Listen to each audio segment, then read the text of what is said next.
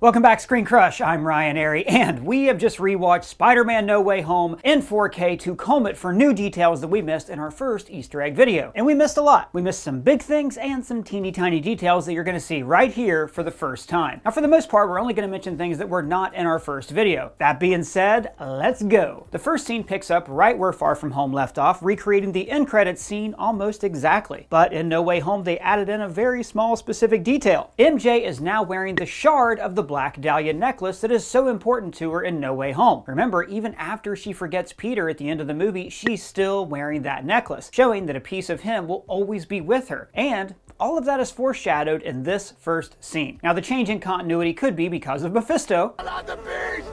Not the beast! Or it could be that we're actually seeing a variant of MJ where everything else in this universe was almost exactly the same as the MCU except for this necklace, or she just had the necklace tucked into her shirt and then untucked it. And of course, this happens. What the f? And all three movies in the Spider-Man Home trilogy have cut off the F-bomb. What the f? Immediately, people in the crowd start asking, Are you Spider-Man's girlfriend? Are you Spider-Man's girlfriend? Now, this action sets Peter's entire story into motion, as everything he does in the film is to protect her from this kind of harassment. But also, asking her this question also foreshadows the ending, when she no longer remembers that she's Spider-Man's girlfriend. Now, it's a tiny detail, but this woman grabbed him first and instigated the conflict. I kind of feel like this whole scene is just if Twitter were expressed through live action. Now, notice that right when Jonah says, People looked up to this boy and called him a hero. That's the exact moment when Peter rises up into the air and people look up at him. While he's web slinging, we can see banners for Fortnite and also the PlayStation, because Sony made this movie and they always plug their gear in their films. Now, we pointed this out in our Easter egg video, but you can see an ad for Rogers the Musical. Several ads, in fact. Now, Rogers the Musical and the Statue of Liberty are very interesting because it shows that Peter is surrounded by people who are trying to remember the heroes. And he's a hero who just wants to be forgotten. In fact, he ends the movie by causing the public to forget a hero himself. And all of this coincides with the destruction of a symbol of the remembrance of heroes, the fall of Captain America's shield. Also, notice this billboard that says "Electrify Your Journey." This is foreshadowing the arrival of Electro, and it's even in Times Square where Electro first appeared in Amazing Spider-Man 2. Now, he ends up taking MJ to the top of the Queensboro Bridge, the setting for the climax of the first Spider-Man movie. Like the Electro billboard, this is foreshadowing the return of a Spider franchise. The Roosevelt Island tram is also visible, and it played a key role in Spider-Man. But think about how these two scenes in these two different movies are opposite. The scene with the cable car showed New Yorkers coming together to help Spider-Man. But in this scene, it shows New Yorkers helping to tear Spider-Man down. In Spider-Man 2, people make a point to protect his identity. We won't tell nobody. While in this movie, in the age of social media, people can't wait to expose him and insert themselves into his narrative. Again, this opening scene is like showing social media brought to life. Back in his apartment, Peter puts on his "I Survived My Trip to New York" t-shirt from Spider-Man Homecoming. But this isn't just a fun Easter egg. In this moment, he's glad that he has survived the New Yorkers who are all trying to get a piece of him. Now, on J. Jonah Jameson's wall, there are a few details that you can only see in high resolution. On the left, there is a daily newspaper that is actually from after Peter's identity is revealed. How did it get up there? I assume that Jonah printed it off the internet before it actually went to physical press. And there are lots of other tiny Easter eggs in this scene. There's an Us Weekly cover with MJ and Liz Toombs, a headline about Mysterio stopping Hydra Man in Venice, and actually Hydra Man was a Spider-Man villain in the comics. An early Spider-Man headline that reads, "Man climbs walls like spider," and this early Mysterio headline about El Mysterio, probably after his appearance in Mexico at the start of Far From Home. Now, on the news ticker, we see a few interesting things, like the International Police Agency, Interpol, wants to arrest Night Monkey. That was Peter's alter ego from the Czech Republic. What's his name? What's his name? Night Monkey. And there's also political turmoil in New Asgard. Now, I'm sure this is going to be explored further in Thor: Love and Thunder, but maybe some factions of Asgardians are not happy with Valkyrie being made ruler when she actually has no blood ties to Odin. And check out this graffiti behind Peter when he's splashed with green paint. It reads Ramos. This is an homage to Humberto Ramos, the comic book artist who partnered with Dan Slott on The Amazing Spider-Man. This is one of several nods to comic creators in the movie. Then Damage Control storms into their apartment and takes photos of several objects. Here we see a picture of Ned and MJ from the homecoming dance. You can tell from the hat. Yeah, he gives me confidence. Now notice that they are in this photo without Peter. Again, foreshadowing the end of the movie, when the two of them are friends without Peter. This photo is next to an Imperial TIE bomber, which we first saw in The Empire Strikes Back. There's also an X-Wing pilot. I'm right with you, Red 3. And a book of anagrams. Now, anagrams are puzzles where the letters in a word are jumbled around out of order. And in the highway scene, this license plate spells out Spidey when you rearrange the letters. Now, we all have places like this in our home with endless plugs running into an outlet, but this one is going into the Iron Spider suit holder that we saw in Far From Home. And the sign actually reads, Iron Spider charging, do not touch. These are the Edith glasses sitting on top of a bunch of Sony PlayStation 2 games. Now, it makes sense that Peter would have an older console like this since he was a dumpster diver when we first met him in Civil War. Notice there is also a magic 8-ball, foreshadowing the magic that we'll see later in the movie. Peter essentially does shake the magic 8-ball of the universe and makes things up as he goes along. Even the purple haze at the end of the movie calls to mind the liquid inside of a magic 8-ball. The damage control officer says, "So in Spider-Man's illegal vigilantism..." And you know what? Everything Peter did after Tony Stark died was technically a violation of the Sokovia Accords. I can only assume that prior to that, Peter was considered to be under the supervision of Tony Stark. After all, he was training him to be an Avenger. Then we get to the movie's first big reveal, that Charlie Cox has returned as Matt Murdock to the MCU. And actually pretty soon you'll be able to watch his Daredevil series on Disney+. Now this scene also reunites a Matt Murdock with a Foggy Nelson, because Jon Favreau played Foggy in the 2003 Daredevil movie. They even cut a line from this scene that alluded to this, with Jon Favreau mentioning that he feels foggy about the whole situation. Behind Peter you can see another newspaper headline that reads Web of Destruction. Now while it's hard to see exactly what these photos are, the middle one is definitely the Washington Monument. So the other two might be Tower Bridge in London and the Staten Island Ferry, or the Coney Island plane crash from Homecoming. It's pretty cool that when you really look at this scene, you can see that Peter and Matt are both about to catch this brick. Matt might have even sensed that Peter was moving to catch it, but he still followed his own instincts and reacted to protect him. This shows that Matt does put helping others above protecting his secret identity. Dear God, let these two team up in a sequel. Now all the locks in Happy's apartment are hexagons. No, not the beast! Not the beast! And in the security readout, you can see that there is an image for each of the locks that shows it's been disengaged. Now, in reality, Jon Favreau is from Queens, growing up near Flushing Meadows. And Happy must also be a native New Yorker from Queens, judging by his jerseys for the Knicks and the Islanders and this Islanders pennant. You can also see his boxing gloves and face guard, a callback to him sparring with Tony and Natasha in Iron Man 2. Rule number 1, never take your eye off your opponent. In his laundry room, we see a child's drawing of a little girl with a man. And I'm guessing that Morgan Stark drew this for her Uncle Happy during one of his visits to their house. Then, in the security monitors, you can see this reproduction of Captain America's shield, which belonged to Howard Stark, and Tony used it in Iron Man 2 to prop up a collider. That's it. Bring this to me. You know what this is? It's exactly what I need to make this work. Also, I appreciate that when May and Peter moved in, they brought their houseplant. It's a little bit of a save the cat moment, but it shows that they're the kind of people who won't, for instance, abandon a supervillain to death in another reality. So this guy is actually Zendaya's assistant. This person has a sign that says Mysterio is right, which used a screen grab image from the video of Peter's secret identity reveal in Far From Home. Inside, Peter walks beside the mural of famous scientists. Now in the past, we saw that it included Howard Stark, but now it also contains Erskine from First Avenger and a younger, more dashing Hank Pym. Then this glass display case dedicated to Peter is filled with Easter eggs. Some of the students put this together for you. No, you did that. The class photo is the same one that we saw in the announcement of Peter's identity reveal. Mr. Harrington made a pretty atrocious Photoshop of him with Peter and MJ in Venice, which makes me think that he was able to recover his camera after this happened. Now the yearbook is open to the page for their European trip. Notice that the Eiffel Tower is featured prominently. This was supposed to be the culmination of their trip, so the yearbook staff would have already pre-made this page, but it was too late to change it after they arrived home. This art project is called Peter Unmasked, and it's made by a student named J.M. Straczynski, named after Spider-Man writer J. Michael Straczynski. No Way Home heavily adapted two of his stories, One More Day and Happy Birthday. There are other tributes to great comic book writers. The sculpture is by Kurt Busiek. This artist is Peter David, one of the great comic writers of all time. And the mask here was made by Tom DeFalco, the longtime Marvel editor-in-chief who wrote the original symbiote costume storyline from the comics. On the roof, Peter talks about Boston giving them a fresh start. And this is foreshadowing the end of the movie when the memory loss literally gives all of them a fresh start. Then, throughout the college rejection montage, we see Dumb E destroy a Lego Death Star. So, a Lego Death Star was destroyed in the first and third installments of this trilogy, just like in the original Star Wars trilogy. MJ is a waitress in a coffee shop, similar to Mary Jane in the Raimi movies, who was a waitress in a diner and then in a jazz club. Now dig on this. After their rejections, Peter goes to the Sanctum Sanctorum, which is covered in snow, because one of the rotunda gateways connects to Siberia.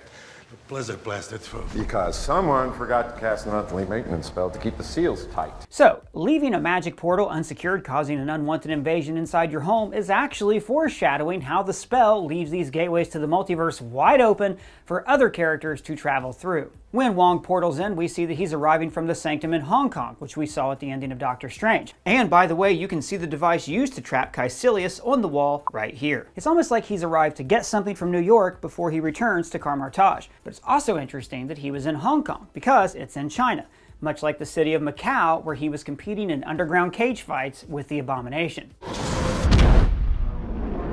And I like that Wong called the Sony Spider-Man movies Spell travels the dark borders between known and unknown reality. It's too dangerous. because those realities aren't owned by Marvel Studios, so it makes sense that they would be darker and further away from the main MCU timelines. After the spell goes wrong, Strange says, You changed my spell 6 times. 5 times. and wouldn't you know it, there were originally 5 rifts in reality, bringing in 5 different villains from 5 different points in time across the space-time continuum. And later, as more rifts start to open, Tobey and Andrew will appear in this reality. Then Peter goes off to find the MIT admissions person using a photo of her with Flash as a reference. But notice that she's holding Flash's book, implying that at their mixer, he gave her this book and then made her pose for a photo. In fact, in the car, we can actually see her reading the same book. In Peter's heads-up display, we can see that Edith is offline because damage control seized all of the drones. Peter is wearing a suit very similar to the one that Tobey Maguire wears in Spider-Man 2, showing that even though they live different lives, these variant Peters are still very similar. These are the suits that they wear when they want to impress someone. And we've talked about this before, but I am positive that this Doc Ock is a variant from some other reality. He was not dressed this way when he died. In fact, these glasses were broken by Aunt May earlier in the movie. Now, Peter doesn't want to fight Ock until he says, Should have killed your little girlfriend when I had the chance. Which, if you'll remember, is why Tobey decided to suit up again and go after him in Spider-Man 2. When Peter's brought back to the Sanctum, we see that Strange's face is all scratched up because he was just fighting the lizard. Did you guys ever notice that when Ned and MJ start their research montage, this creepy doll's head turns all on its own? Now, the first TikTok video they look at is a real guy from like our reality who flew on a drone in Times Square to imitate the Green Goblin. So it's like life imitates art, and then art imitates life, and it's a feedback loop. The flying elf that we see right after this is another real TikToker. This is your mom. Also, MJ finds Doctor Strange's goatee template, which at first I thought was just a gag. But remember, after his hands were destroyed, he had a lot of trouble shaving.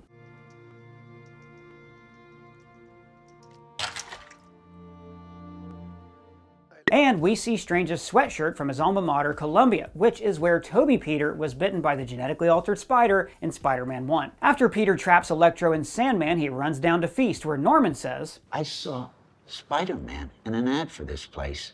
And we see one of those ads just before here on the side of the building. May asks Peter to help Norman, and he replies, No, May, this isn't my problem.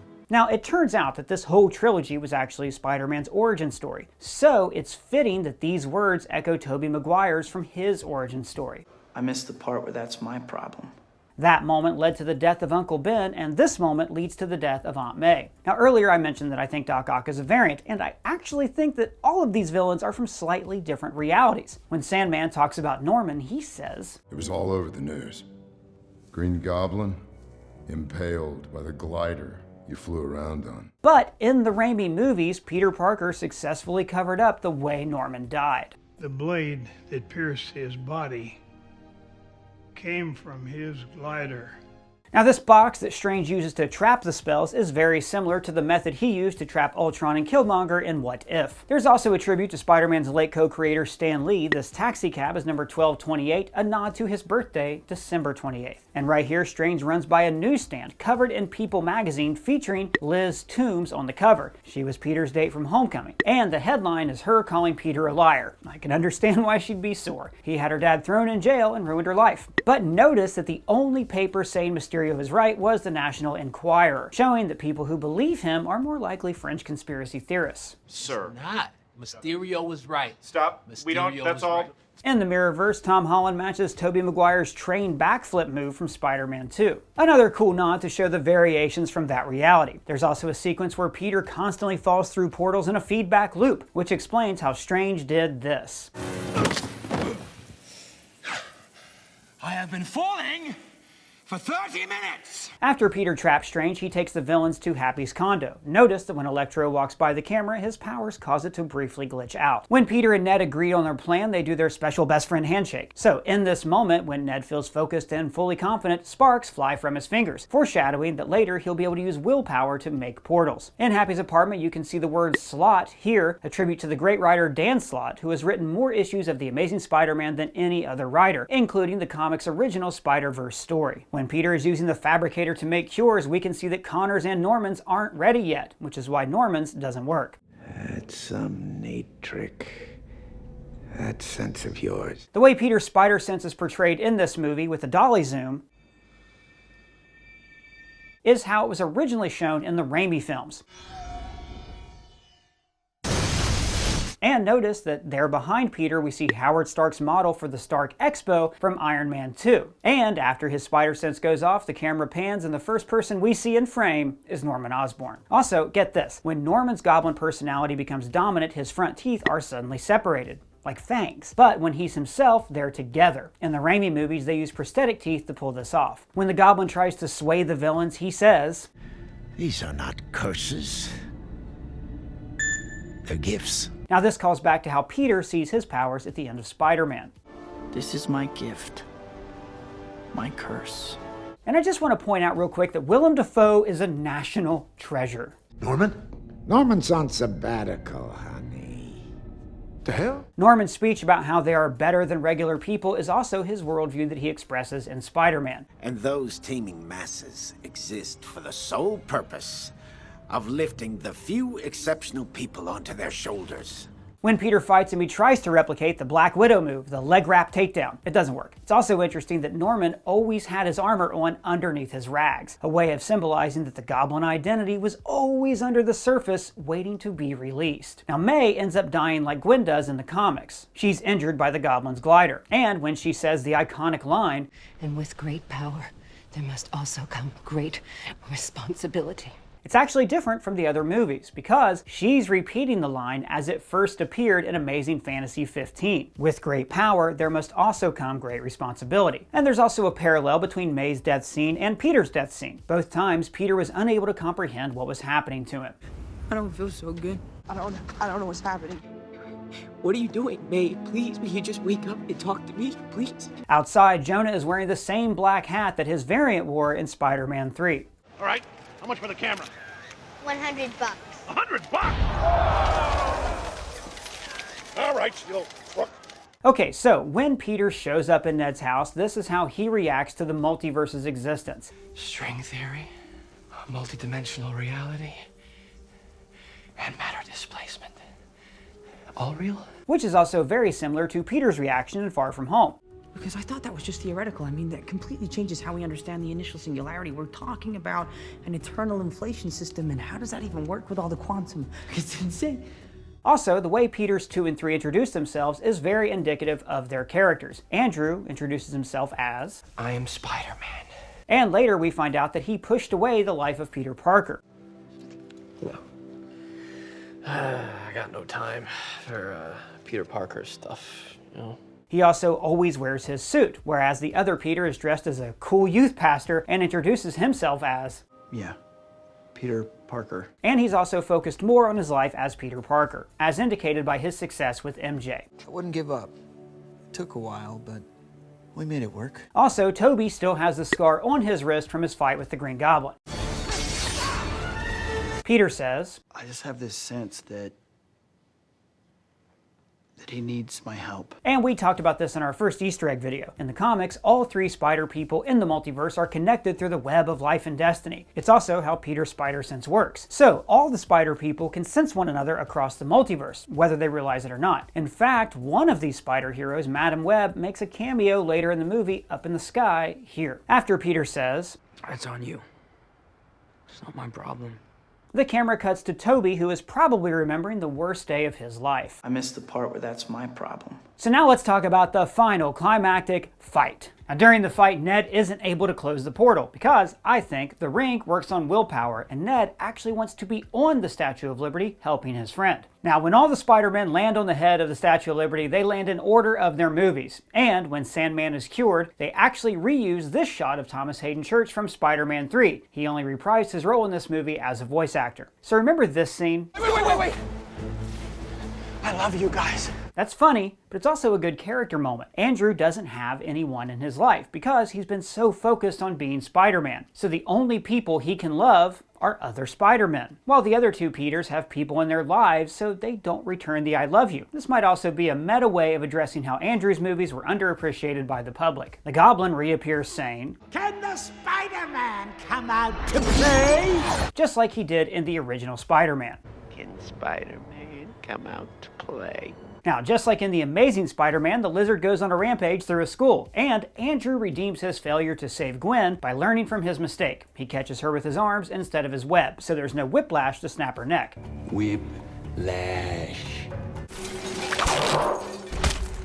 This just shows how many times he's relived this same moment in his head. The shapes in the sky are mostly open to interpretation, but there are a few that are clearly nods to upcoming projects. There's the aforementioned Madam Web, Kraven the Hunter, who's also getting a solo film starring Aaron Taylor Johnson. This guy looks like the Rhino, and this one with multiple arms could be the 6-armed version of Peter Parker from the comics. This is obviously the Scorpion, who was teased in Spider-Man Homecoming. This, probably the Black Cat, and Fishbowl Head here might be Mysterio. When Peter 1 is about to kill Norman, Peter 2 stops him, maybe remembering Aunt May's words. Spider-Man killed him. Spider-Man? I don't understand. Spider-Man doesn't kill people. Now when Peter sacrifices all of his relationships to save the day, this is showing his growth as a person. He botched the original spell because he was trying to hold on to all of his personal attachments. What is a Ned? He's my best friend, so it's really important to me that Ned knows. But he saves the day by letting go of them. The epitaph on May's gravestone is the same as it was in the excellent Spider-Man video game on the PS4. And speaking of learning from his mistakes, Peter rehearses his speech to MJ. Hi, my name is Peter Parker. You don't know me, but learning what not to do from his experience with the MIT Chancellor. The dumber version of me that wouldn't have let them help. You didn't rehearse that, did you, Peter? And boy, there is a lot to explain about these credits. They look like they're drawn on graph paper, like doodles in Peter's school notebook. These figures are straight out of the early Steve Ditko Doctor Strange books. Now in the background, we see sketches of Iron Man, Cap Shield, the Shield logo, and Doctor Strange's box, but then they all fade away to be replaced by Spider-Man. This is showing that these mentor figures are no longer part of Peter's life, and he has taken center stage in his own story. There's a note here that reads, "A minor upgrade, TS," like the note that Tony Stark, TS, left on Peter's new suit in Homecoming. Then we see Peter's secret plan from Far From Home, where he actually wrote out how he was going to get close to MJ. Then the whole paper becomes a wormhole, which is funny because movies always use paper to describe how wormholes work. Now, as this opens up a bend in space-time, we see a Lego Death Star come flying by. And then Spider-Man looks like Peter 2's original drawing back in the first Spider-Man, as everything around him becomes a negative, showing that he has entered a new universe. Then we see blueprints of the Statue of Liberty with Cap Shield, the new universe. When composer Michael Giacchino's credit comes up, we see an audio waveform, nice touch. And then on Zendaya's sketch, we see the shop where she works and the beginning of Peter's note to her. And these are the sketches that she would have made in detention way back in Homecoming. Ned's sketch shows his Emperor Palpatine figure and a couple Legos and the back of Peter's rejection letter, like he's doodled Ned on the back side of it. The letter says that they are worried about the safety of the students at MIT. Jon Favreau's credits get the Stark Industries logo, Jamie Foxx's has electric bolts, and Willem Dafoe's Goblin has layers upon layers inside of him to show that he's masking who he really is. Alfred Molina's octopus arms form a golden spiral. Now in science terms, that's where every bend is a quarter the size of the previous bend. In theory, this would go on forever. And we see this shape repeat itself all through nature, in the shapes of galaxies for instance, which is appropriate since Doc Ock is all about having the power of a sun in the palm of his hand. Marissa Tomei has the power and responsibility line and instructions for tying a tie, because remember, she and Peter learned how to do that from a video on the internet back in Spider-Man Homecoming. Andrew and Tobey share a half spider face, which is how Peter is often drawn in the comics, and Tobey's credits include the chemical composition for ethylene, which would be needed to create his organic webs. And then we go through several mind-bending MC Escher-like drawings until the 3D paper settles back down into 2D graph paper, indicating that the visitors from other planes of reality have gone away. And then it ends with the characters rotating around a wormhole contained in Spider-Man's mask. A neat way of saying that even though they're apart now, their memories will always live inside of him. Well, that's all the Easter eggs that we found, but if you found any, let me know in the comments below or at me on Twitter. And if it's your first time here, please subscribe and smash that bell. For Screen Crush, I'm Ryan Arey.